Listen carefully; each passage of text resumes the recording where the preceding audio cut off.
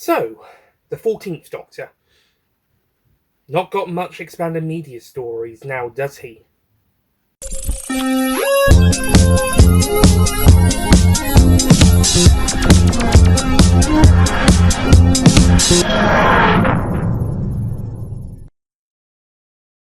By the way, before we continue, apologies for hearing any noises from above in the attic. Dad's doing stuff up there, and outside I've got the window open. So, back in my video about the 10th Doctor being included in stories with the 13th Doctor, or having new stories released alongside her at the same time, I also mentioned that the 14th Doctor didn't really have many expanded media stories. In fact, I was actually going to list off them, but I decided I was going to be doing a separate video about the 14th Doctor expanded media stories, so I was going to talk about them there.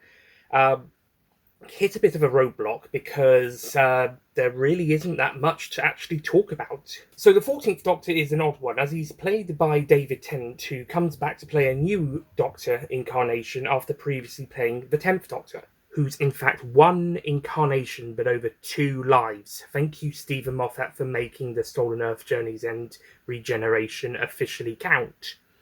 And when I say thank you, I'm of course being sarcastic. But yes, as we've got a old actor coming back to play a new Doctor, much like Tom Baker playing the Curator in The Day of the Doctor, except this time it's an officially counted Doctor, and technically full-time for about 13 and a bit months.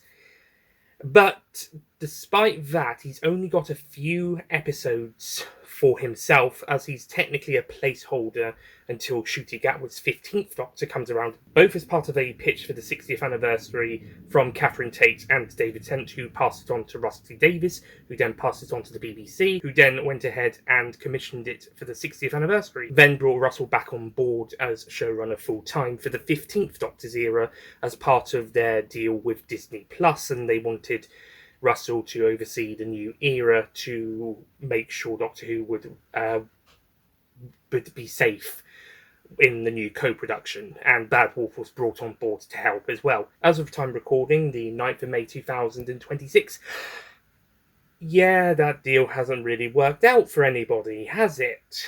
At the very least, not since the end of Season 2's broadcast. Disney Plus still haven't even announced when they're going to be releasing The War Between the Land and the Sea, and that's possibly going to delay the BBC trying to find a new partner to co-distribute Doctor Who. Until then, they're doing it in-house, which means the 14th Doctor could potentially come back for the next episode alongside Billie Piper's insert character here.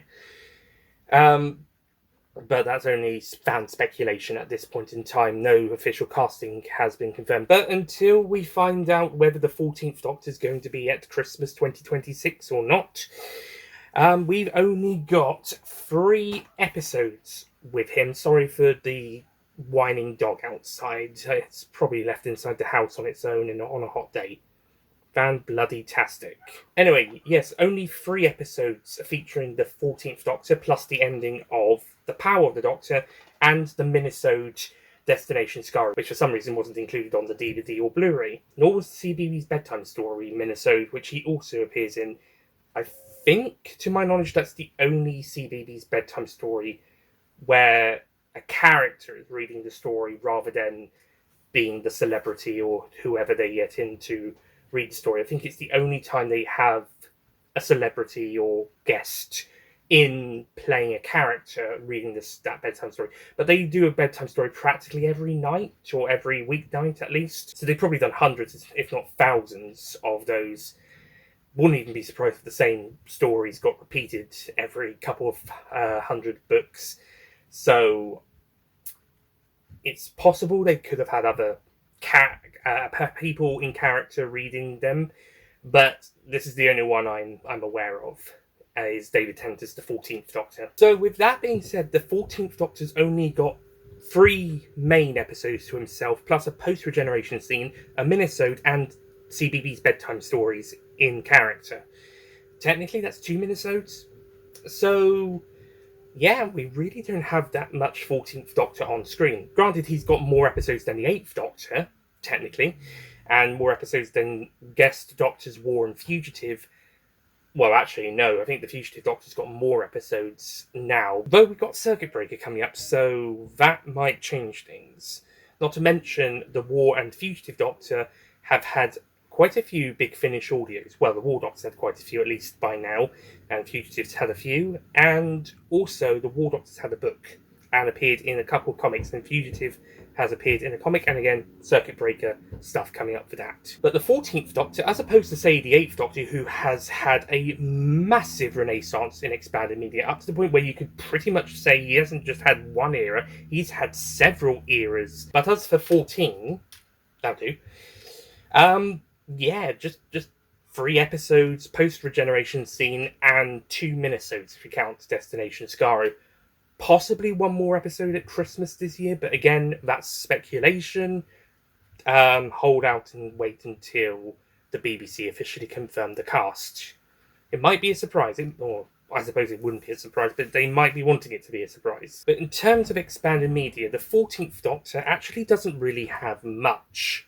Now, I was going to talk a bit more in detail about each instalment, but Thomas has kind of already covered 2 of them. The first being the Liberation of the Daleks comic story from Doctor Who magazine, which is 14 parts. 14. This was supposed to span the entirety of David Tennant's 14th Doctor in Doctor Who magazine, with a second 14th Doctor story appearing in the December 2023 Doctor Who magazine edition, because that was coming out either just before or just after The Giggle had come out. So that one was either just before the 14th Doctor bi-generated, or was in the gap between The Giggle and the Church on Ruby Road. So 14 being the most recent Doctor, then therefore having give him an extra story with Donna, set between the Star Beast and Wild Blue Yonder, which isn't actually got a title. So for the purposes of naming them, I'm going to say the 14th Doctor and Donna's Shenanigans in Time. Or Donna's Shenanigans in Time, if you prefer. Yeah, Shenanigans in Time. Why not? Yeah, let's go with that. So, yeah, we've had Liberation of the Daleks, 14 parts, but fairly short parts each issue. And then Shenanigans in Time, as I'm going to be calling it. It's not the official title, it's a me thing. You can call it whatever you want. It's not got a proper title, so, just call it whatever you want. I'm going to go with Shenanigans in Time. And then the January 2024 issue would have the first 15th Doctor Doctor magazine comic story with him and Ruby Sunday, presumably taking place after Space Babies, because Church on Ruby Road leads into Space Babies. But don't worry about that. So technically the 14th Doctor only had 2 Doctor Who magazine comics, but one of them was possibly their longest comic. 14 parts over as many months, or 13 months over as many issues. That's a lot. Yeah, and then it was collected into that collection in time for Christmas that year. The Shenanigans in Time Untitled one included in the first 15th Doctor comic collection. Thomas has reviewed both of these comics individually, Liberation of the Daleks on this main channel, and Untitled, Shenanigans in Time, on Tooniversals as a bonus video, so do go and check those out. Actually, fun fact, with Liberation of the Daleks, I was talking to Lee Sullivan at one of the London Film and Comic Con conventions at Kensington Olympia. I think it was one of the 2024 ones I went to.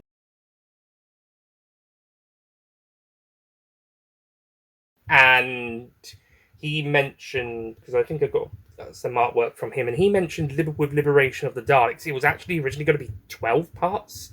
I think it was going to be intended to be 10 or 12 parts, but then they were asked to extend it to be 14. So I'm not sure if they were hoping that they'd do another story after Liberation of the Daleks, if it was only going to be 10 or 12 parts, and then it was asked to be extended to be 14, not only to match the same number as the Doctor, but also to cover almost all of the issues that were going to come out after Power of the Doctor and before, or around the time of the 60th specials, and then they'd have a bonus one with Donna after the 60 specials, or around the time of them finishing up them before the 15th Doctor one started after Christmas. But whether they thought they might get another story in with the 14th Doctor solo before the 60th specials came along, I'm not really sure. But in the end, Liberation of the Daleks was extended to be a 14-parter rather than 10 or 12 as originally planned, I believe was going to be the case. I think it was 10 or 12. I don't think it was going to be 8 or less. I think it was, if it wasn't 10, it was 12. I don't think it was going to be an odd number 1, and I don't think it was going to be any less. Definitely no less than 8. Naturally, Untitled, Shenanigans in Time, technically takes place between the Star Beast and Wild Blue Yonder, and sees the Doctor and Donna popping up through time, meeting a couple people, and getting into a few quick scrapes. It's a short comic strip story. Do go and check out Thomas's videos on both these comics. And also has a similar vibe to the opening of Wild Blue Yonder, where they meet Sir Isaac Newton. And in this episode, caused time to be changed by him mishearing the word gravity, and now it's become mavity. The Isaac Newton bit is basically another one of those shenanigans in time from Untitled, before they arrive on the spaceship in Wild Blue Yonder. This is the best gap for expanded media stories featuring 14 and Donna, should any further ones be made, prior to featuring both of them prior to the bi-generation. So that's the best gap, because Wild Blue Yonder leads directly into the giggle, as opposed to the Star Beast 2 Wild Blue Yonder, where you've got a bit of a wiggle room. And also a bit of a wiggle room is Power of the Doctor to the Star Beast, which has been utilised as a expanded media story ground for the 14th Doctor, although more so before the Star Beast aired. Another fun fact about Liberation of the Daleks that was covered by Thomas is that this is the first 14th Doctor story following on from the Power of the Doctor. This is, as it mentions on the cover, the 14th Doctor's adventures begin here, and if we go inside to the, well, it's technically page 3. Onto page 3 is the end, is just after the end of the Power of the Doctor. So this is technically the post-regeneration story. It's also worth noting that the end of this comic story, as shown on the third to last page of this comic book, technically leads into Destination Skaro, which makes sense because the Doctor says that just an hour before he was the 13th Doctor. So this story takes place within that hour, and then the Doctor ends up finding himself going to Skaro, which is covered in a bit more detail in the short story / novelization version of the story, which can be found both in the Doctor Who Official Annual 2025, as well as the 15 Doctors, 15 Stories short story collection, which covers 13 previously released short stories, one for each of the first 13 Doctors, Destination Skaro novelization or short story novelization, and a brand new 15th Doctor story, which was its biggest selling point. In the short story, the Doctor does kind of meddle about with the controls that leads the TARDIS to speed and crash into the Skaro underground bunker. And the Liberation of the Daleks also has the TARDIS have some sort of gooey stuff on it, so that could also be causing the TARDIS to go out a little out of control. Not to mention that he has only just regenerated but an hour ago, and he's had a whole adventure with more Daleks, and the fast return switch has been affected by this goo, and then with the Doctor going back to Skaro, but during the genesis of the Daleks. No, not that one. Although close enough, and he does mention that he might even be interfering with his own timeline if his other incarnation was around at the time. But yeah, so the gooey stuff, and then accidentally flipping some switches causes the TARDIS to end up at the Skaro bunker, where he meets Mr. Castellan. I've talked more about Destination Skaro in my Davros timeline video from the end of last year, so do go and check that out.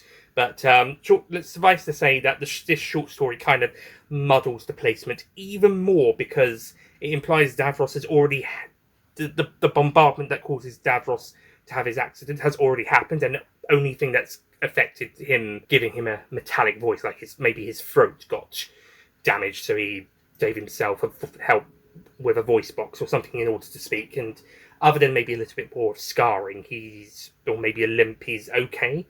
But everything else that we know of the character after that Yeah, that was supposed to be the accident that caused that. So this, the fan headcanon was that moving this to be before that, and he just makes the Daleks before his accident. But now it's kind of muddied the waters even more. Here's my new headcanon. Davros got attacked twice, and the first time round he was developing the Daleks. Maybe the first ones were Khalid. But then Davros gets attacked, but he's okay. He can make a voice box for himself and everything else. He's mostly fine. The events of Destination Scar happened, and then the second attack is the more permanently damaging to Davros's body. But he's okay. He's able to design a life support system from the same bottom case as his Daleks. He's lost a hand, but he's still got the other one. He can do the same technology to give him the voice stuff. Maybe some of his other scientists are on board to help. And then maybe they use a Khalid mutant to further perfect the Daleks and then go into developing the Daleks properly. I'm just trying to tie in Destination Scar and the Davros audio adventures, plus what we know of Davros as a character, all together as best as we can. But let's face it, it's not possible to do it without some sort of discrepancy here and there. Like Davros using a file as the first one does make sense for maybe the Mark 1 travel machine, but not so much the Mark 3. But I have to put that later because Davros has him after post-accident when that happens, whilst Destination Scar happens before because pre-accident. So yeah, we have. So that's the headcanon. Sorry, I got a bit off topic there, didn't I? Anyway, after Destination Skaro, the 14th Doctor then goes back into time and space. Now, presumably the Star Beast is supposedly also takes place an hour after, or within a few days of the Power of the Doctor, and the whole of the 14th Doctor's trilogy of episodes plus Destination Skaro and Liberation of the Daleks apparently all takes place within under a week or so, a couple days. I don't know if that's officially solidified or canon. If it is, that's tough to make more expanded media stories, but if it's not so canon, but maybe, like, you know, it's still close to each other, but it's not that restrictive, then there is still room for more expanded media stories, such as in the official annual from 2024, the one before Destination Scar was included. Though this one would have been published in 23 and 25 is published in 24. It's always published a year before the one it says on the cover. So in this annual, as well as also getting a letter from the Doctor in character, as opposed to a letter from, say, an actor such as, say, Millie Gibson for the 2025 one, or Varada Safu for the 2026 one I've got down there, or maybe someone who on the production team working on the show, like, say, Russell T Davies or Chris Chibnall or Stephen Moffat, the showrunners at the time, or another, maybe an editor of the annual. But this one is in character of the Doctor. I think this one probably was written by the writer of the annual, Paul Lang, but is supposed to be in character from the Doctor, the 14th Doctor. And then across the Doctor Who wiki, the original one, does count quite a few of the annual stuff as counted as short stories or features that involve the 14th Doctor, but I'm mainly going to address Destination Scar novelisation / prose version from 25's and the 2024's two stories. One is a short story, Under Control, and the other, or technically it's a two-parter, but the first one is written as like a prose short story form, and then part 2 is a comic, which is the only comic in this annual, and I don't think we've had many comics in some of these later annuals. The 2025 and 6 ones don't have comics. I think this is probably the last one of the annuals at time of recording. Maybe the 2027 one will have something. But it's basically part 2 of the same story started from earlier, and a prose version of this story, as well as part 1, are included in the 10 Days of Christmas short story collection. Also written by the same writer, Steve Cole, who also wrote these stories. Under Control and Into Control form a 2-part story in this annual, as well as also bookending the 10 Days of Christmas, which is otherwise an anthology of Christmas short stories featuring the 10th Doctor, but you get 8 of those bookended by the two 14th Doctor ones, which, as I mentioned, is Under Control and a prose version of Into Control. I gave these, as well as Destination Scaru novelisation, a read the other day, and yeah, these are pretty good. This is a pretty good pair of short stories / short story and comic. In this case, Under Control is more of a mystery of the Doctor investigating this cave system, investigating and discovering a lot of creatures, like humans and some other aliens, and even a pig, as these sort of prisoners who are being taken as like sacrifices or something. And the Doctor's trying to solve the mystery of where he is, like what planet he's on, before realizing he's not on a planet, he's on a spaceship that looks like a rock interior. And the ending of Under Control, which is the cliffhanger of this story, this two-parter, doesn't really say who the big bads are. So in the case of the short story collection, you'll have to come back to part 2 later on down the line to find out. Whilst when in the annual you have to wait till you get to the comic. But Into Control reveals that it is in fact the Sycorax, or specifically the Sycorax Queen. Was it Queen or Empress? Queen of the Sycorax. Interesting design, by the way, for the face for the Sycorax Queen. But yeah, basically the story then sees the Doctor and the Sycorax Queen having to fight each other, whilst also the Doctor having to rescue the other creatures. But the reason the Sycorax Queen is doing all of this, she doesn't even have an army. She's faking the army for when the Doctor arrives. But she wants revenge on the Doctor for what happened to the Sycorax in the Christmas invasion. And she thinks that this, because the 14th Doctor looks like 10, that his blood will be able to get her to do her evil plan, etc. But because, interestingly, 14th Doctor's confirmed to have a different type of blood in his veins to the 10th Doctor, and that's because of regeneration. So even though he's got the same face, technically the same body, teeth, etc., and looks and sounds and acts almost exactly the same as the 10th Doctor, bar a few, looking a little bit older, and he's also had the experience of his previous 3 incarnations on top of what he was as the 10th Doctor, and now, of course, the new costume. And in Liberation of the Daleks, he is quite cocky, maybe even more cocky than some of his 10th Doctor stories. But he starts to sort of get a little bit more like the 10th Doctor and like the 14th Doctor as we see him in TV episodes as the other stories go along. He's still a little bit cocky in this one, but he's becoming more like what we know him in the Star Beast onwards. And yeah, I found that very interesting that the blood was different, because even though regeneration makes him almost exactly the same as the 10th Doctor, the blood is different because it's technically a different person. And also it means that he can actually keep both his original hands this time, instead of having to grow, I think it's the right hand, a new right hand, that all then spawned the duplicate Doctor.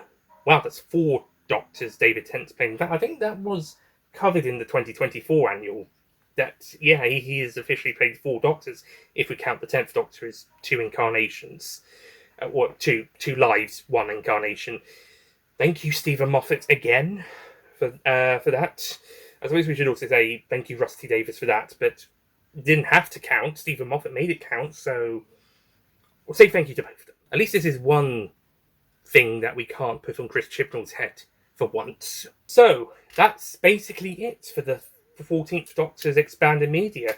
In terms of the story order, we go Power of the Doctor, Liberation of the Daleks, Destination Skaro, Under Control, and then Into Control. Probably then CBB's bedtime stories, but you could put that earlier if you wanted, and then into the Star Beast, Shenanigans in Time, Wild Blue Yonder, though the pre-title scene could also take place during Shenanigans in Time, or even before, and then The Giggle. And at time recording, that's it. That's the timeline as far as the stories, all the stories are confirmed.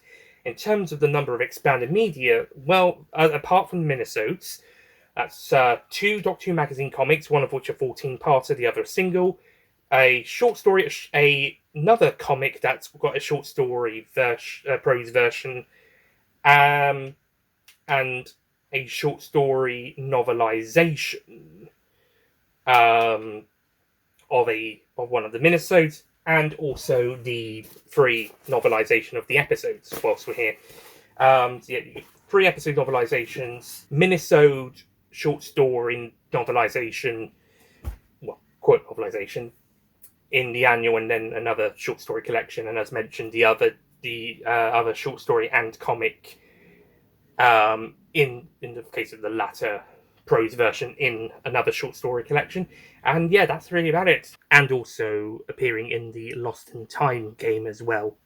By the way, this is my copy of that from the Season 1 Blu-ray. The only other thing to mention is that the game Fall Guys, which had a few Doctor Who character skins, included the 14th Doctor from the start of November 2022. Actually, there's one more charity sketch we need to talk about featuring the 14th Doctor, and that is the 2023 Comic Relief skit featuring Lenny Henry regenerating into David Tennant for the opening of Comic Relief, as both of them hosted Comic Relief 2023, and they used it as a bit of a gag. And Lenny Henry regenerates not only into David Tennant, but like in the actual Power of the Doctor regeneration, he's wearing his costume, which he wears for the rest of the night, which was really good.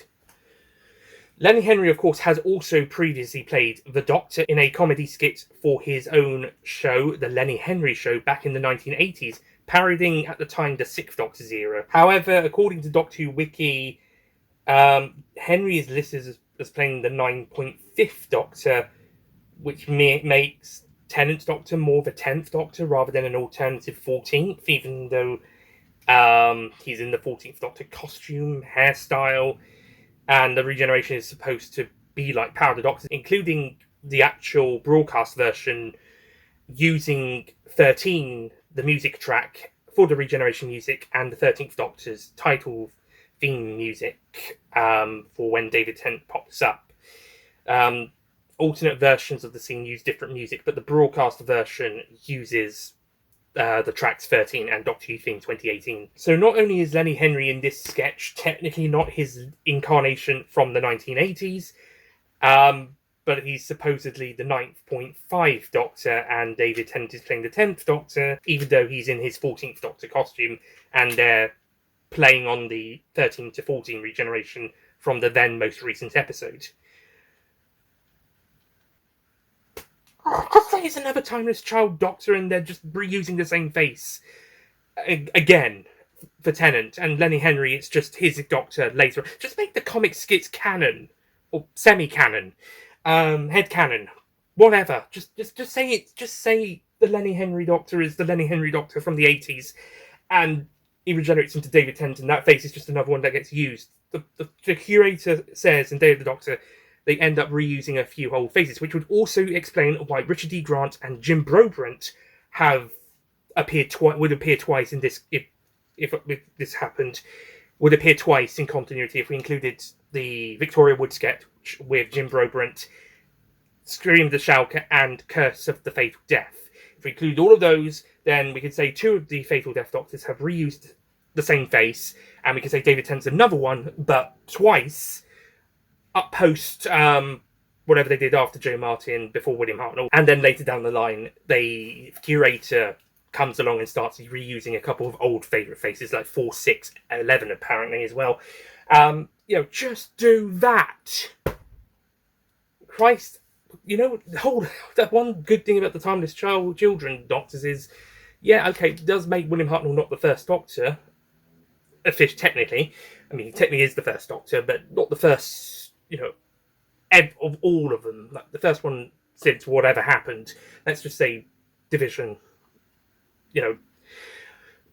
jiggle around with the biology, and technically the Doctor's a whole other person compared to what they were before. But okay, first Doctor from there.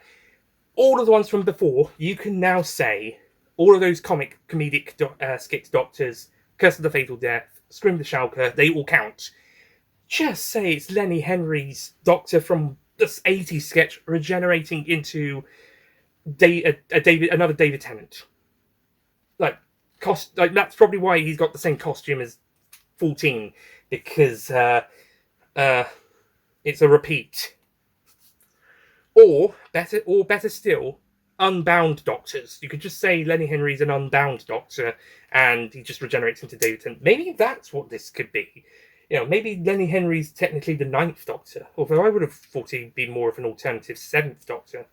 If he was doing his skits around the Sixth Doctor's time, I would have put him as more of an alternative Seventh Doctor. But whatever. Well, in that case, maybe that would make David Tennant the Eighth Doctor. Again, whatever. You know, just okay. Either make it Timeless Children Doctor, Timeless Child Doctor, and David Tennant's another face that is an old favourite that keeps coming back to. Maybe it's a subconscious thing or whatever. Or Unbound, but not whatever that was supposed to be. I meant on a massive rant and a tangent there, didn't I? Okay, well, but aside from that odd decision with the numbering, this is a fun sketch. I really liked how it, played off the regeneration in Power of the Doctor and had one host regenerating into the other, and it's a good play on one of them having played the Doctor in another sketch, and then regenerating into the now current Doctor, as well as who was a previous Doctor in the past as well. Okay, I think we're done now. That wasn't a very long list. Bit of a longer video than I planned, but not a very long list. Right, so that is it from me this time, and I think that might be it from me for Tennant Month, aside from the figurine adventure shorts, of course. Unless I come up with something else. But who knows. But we've got some other videos coming up. But yeah, that's about it from me today. Thank you so much for watching this video, and until the next 14th Doctor expanded media story, or if he does actually end up being in the 2026 Christmas special, see you guys next time. Goodbye.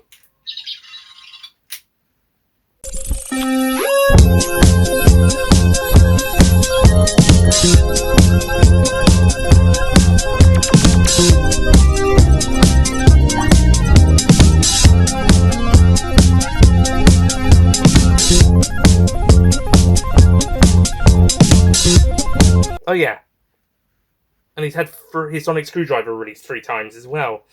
One for each episode, I guess. This one doesn't even appear in an actual episode. Didn't have a diamond edition though, but then again the limited edition one is a bit more shinier, so I guess that counts. Food for thought. I don't even know where I'm going.